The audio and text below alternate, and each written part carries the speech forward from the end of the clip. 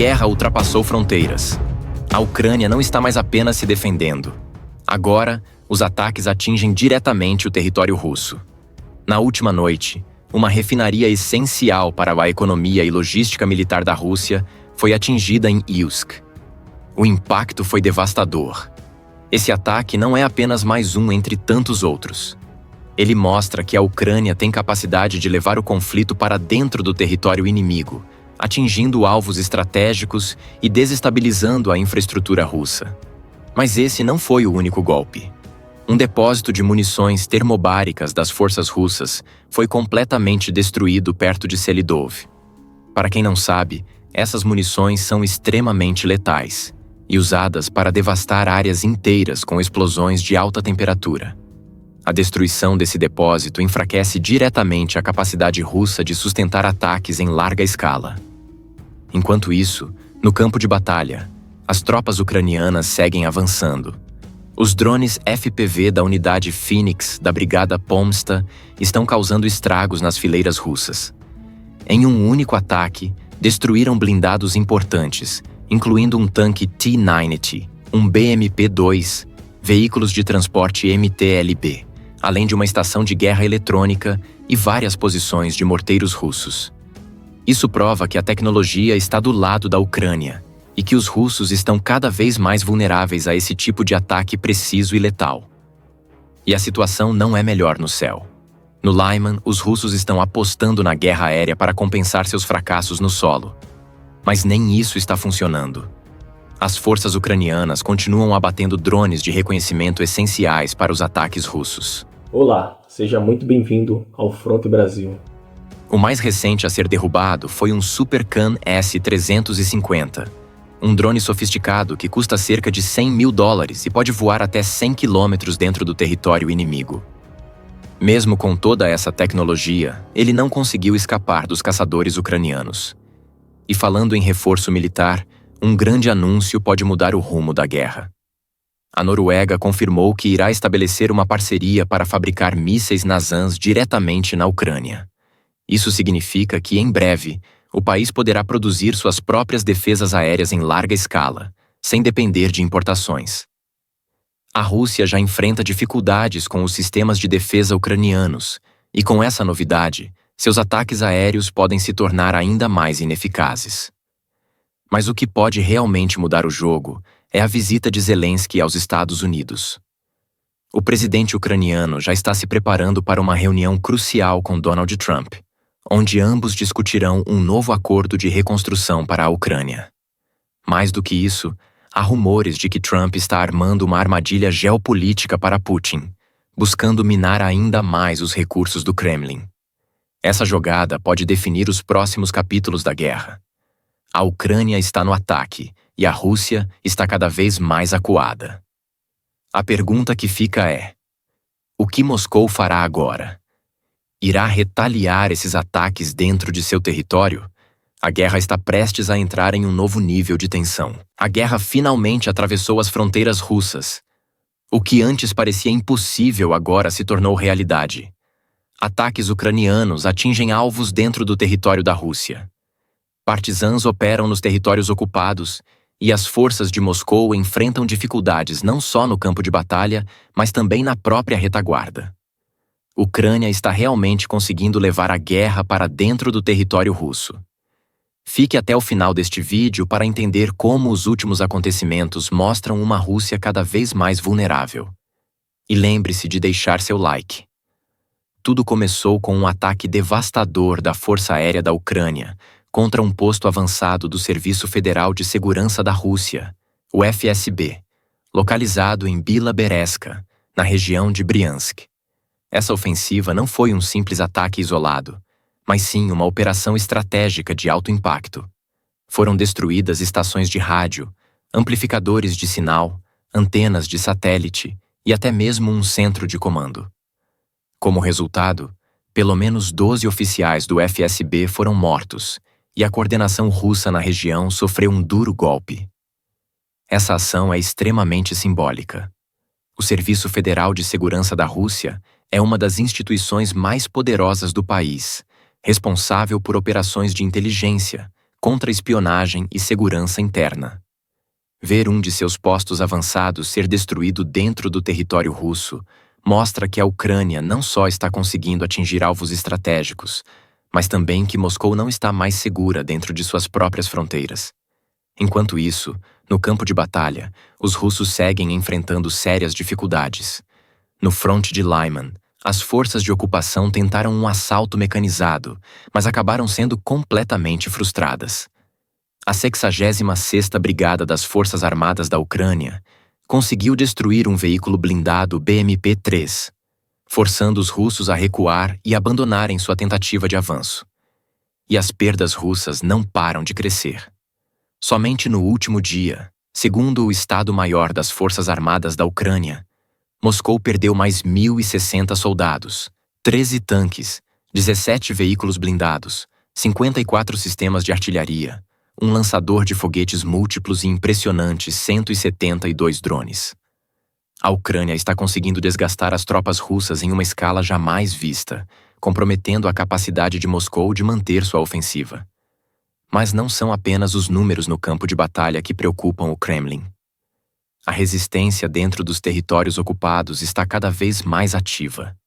Em Mariupol, partisans ucranianos realizaram um ataque direto contra um oficial do Serviço Federal de Segurança da Rússia, detonando explosivos em seu carro.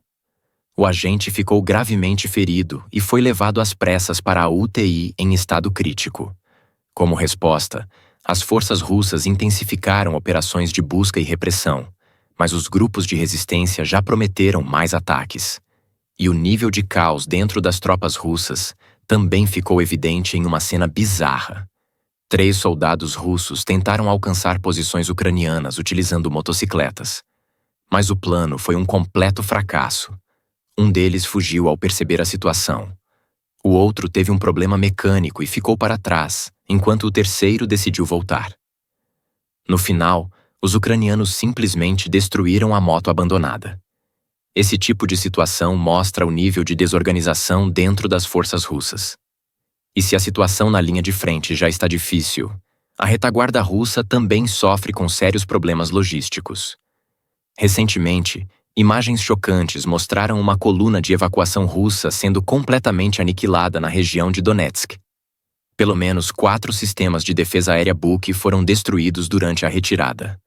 Essa perda é significativa porque o sistema Buk é um dos principais responsáveis por proteger as forças russas contra ataques aéreos.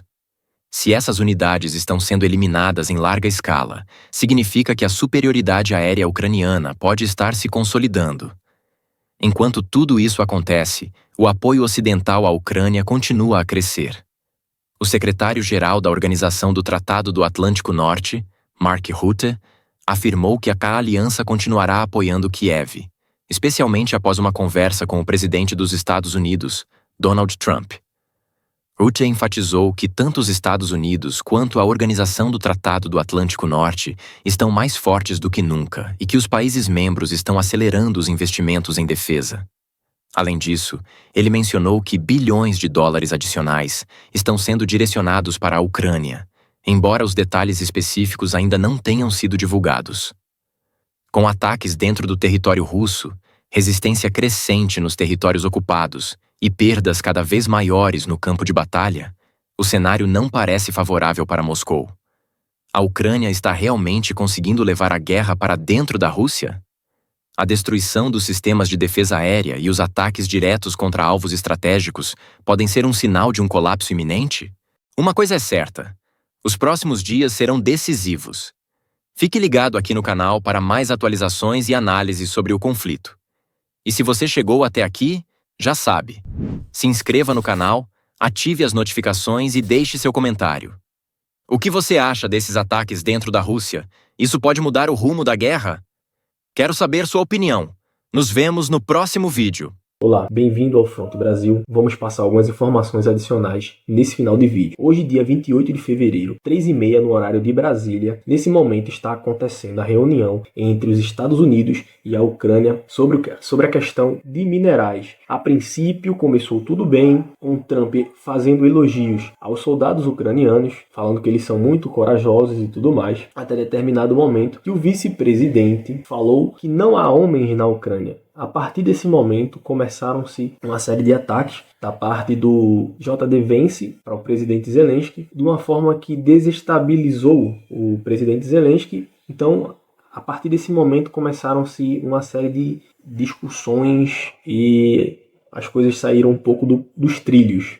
Logo após eles se reunirem, o presidente Zelensky mostrou para a imprensa fotos dos soldados ucranianos que voltaram do cativeiro russo para mostrar a questão de tortura que foi feita pela Rússia. Como eu estava dizendo, a reunião estava muito bem. Até um comentário do vice-presidente J.D. Vance ter dito que o Zelensky não ter agradecido suficientemente aos Estados Unidos por ajudar a Ucrânia. Depois dessa questão aí, começaram a piorar, digamos assim, a situação, e aí foi só ladeira abaixo. Vance lança uma série de ataques contra Zelensky, visando desestabilizar a reunião. Então, nesse momento que acontecem essas questões aí, o Trump fala que o Zelensky está sendo agressivo. Espero apenas que o apoio dos Estados Unidos à Ucrânia continue, então vamos aguardar os próximos capítulos. Nós, do Fronte Brasil, agradecemos por você estar aqui.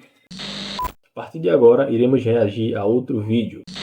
As estradas esburacadas da região de Donetsk testemunharam mais um episódio brutal da guerra.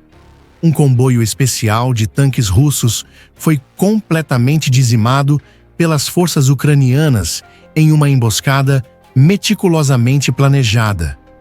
Mas como esse ataque aconteceu? O que essa destruição significa para o curso da guerra? E, acima de tudo, a Rússia pode reagir a esse tipo de golpe? A operação começou muito antes do primeiro disparo. Unidades de reconhecimento ucranianas, equipadas com drones de vigilância, monitoravam os movimentos das forças russas há dias.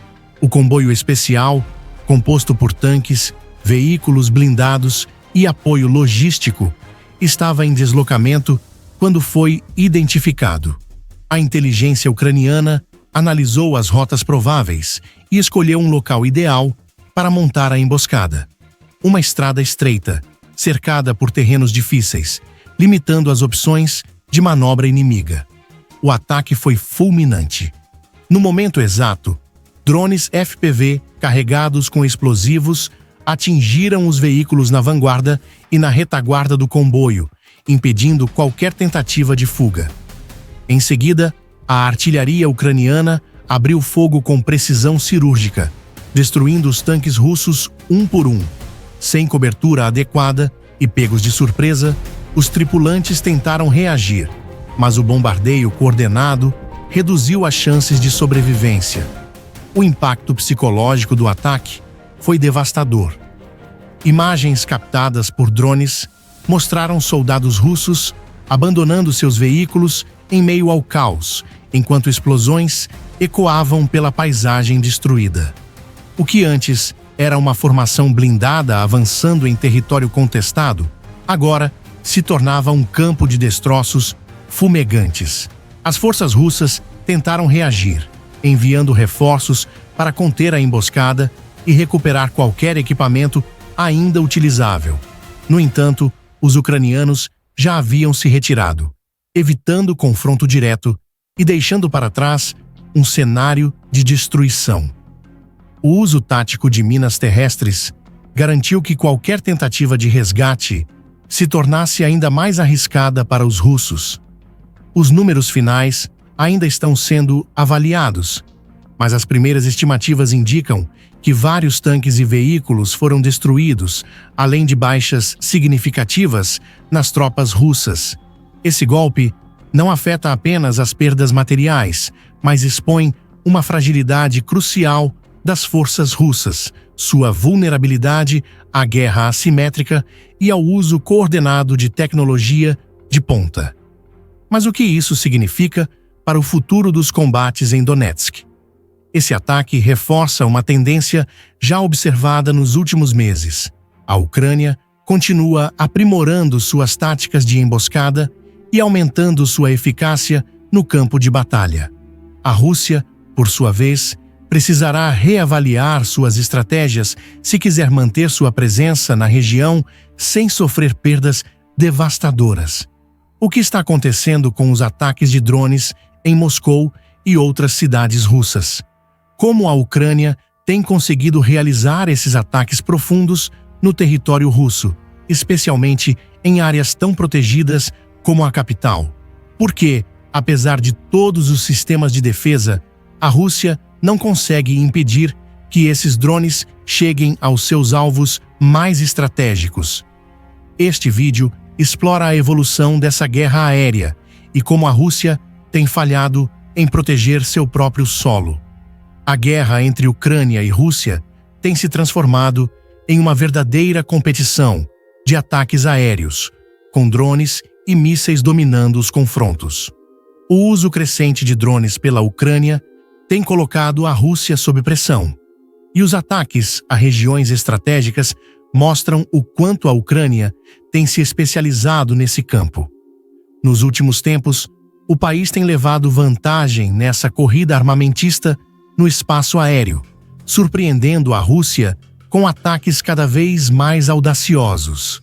Entre os alvos mais emblemáticos desses ataques está Moscou, a capital russa, uma das cidades mais protegidas do mundo, com uma vasta gama de sistemas de defesa, como os poderosos S-400 e S-300. No entanto, mesmo com toda essa tecnologia, os drones ucranianos conseguiram penetrar as defesas russas e atacar a cidade. Como isso foi possível? Embora Moscou seja protegida por uma linha de defesa aérea de 2 camadas, a falta de preparação para o tipo específico de ameaça representada pelos drones permitiu que esses ataques fossem bem-sucedidos, revelando falhas graves no sistema de defesa russo. Os sistemas de defesa aérea russos, como o Torm-2 e o Pansir, falharam em detectar e neutralizar os drones em alta velocidade e baixa altitude. Estes sistemas, projetados para enfrentar mísseis e aviões convencionais, não foram adequados para combater alvos tão pequenos e difíceis de detectar, como os drones. O resultado disso foi uma série de ataques bem-sucedidos que colocaram a Rússia em uma posição desconfortável, exposta a uma vulnerabilidade que não havia sido prevista.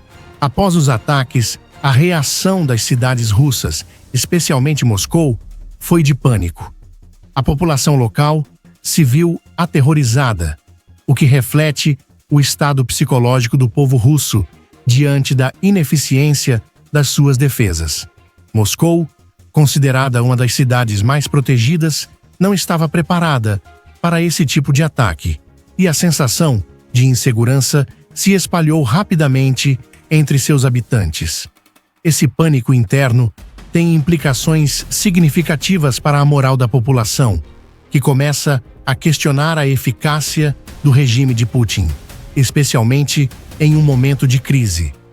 A resposta da Rússia a esses ataques tem sido um misto de medidas reativas e planos a longo prazo. Embora o governo tenha se apressado em sugerir a implementação de tecnologias como lasers e micro-ondas para defender a capital, essas soluções ainda estão em fase de desenvolvimento e não representam uma resposta imediata ao problema crescente. Além disso, os sistemas de defesa aérea existentes, como o Torm-2, têm mostrado baixa eficácia na detecção de drones em ambientes urbanos, onde interferências, como edifícios e objetos grandes, dificultam ainda mais a interceptação desses alvos. A falha da Rússia em proteger sua capital, mesmo com um arsenal de defesas avançadas, expõe um problema maior: a dificuldade em lidar com a guerra moderna, onde as táticas e tecnologias estão em constante evolução. A questão é: como as potências globais irão se adaptar a essa nova realidade da guerra aérea? O futuro da guerra aérea está sendo moldado por essas tecnologias e, à medida que a guerra na Ucrânia se intensifica, os drones podem se tornar um dos principais protagonistas em futuros conflitos. A Rússia, por ora, está ficando para trás nesse aspecto, deixando uma lacuna em sua capacidade de proteger seu território de ameaças inesperadas. Esses ataques também têm repercussões globais. O aumento da utilização de drones em zonas de guerra pode alterar significativamente a dinâmica do poder mundial. O uso de drones é uma demonstração clara de como as guerras estão se tornando mais tecnológicas e descentralizadas, com as potências se adaptando a novas ameaças e criando estratégias baseadas em novas táticas e armas. O impacto disso na geopolítica futura pode ser profundo, com implicações de longo alcance para as relações internacionais e para as futuras estratégias militares de grandes potências. O uso crescente de drones é uma mudança significativa nas táticas militares modernas, e o que vimos nos últimos ataques é apenas o começo de uma nova era da guerra aérea. A Rússia, ao enfrentar essa nova ameaça, está tendo que se ajustar a um cenário que não foi devidamente antecipado. E a pergunta que fica é: até quando Putin será capaz de manter o controle sobre uma população que começa a questionar a segurança de seu próprio território, especialmente quando até mesmo a sua capital não está segura? Olá, queridos telespectadores, sejam bem-vindos ao Front Brasil.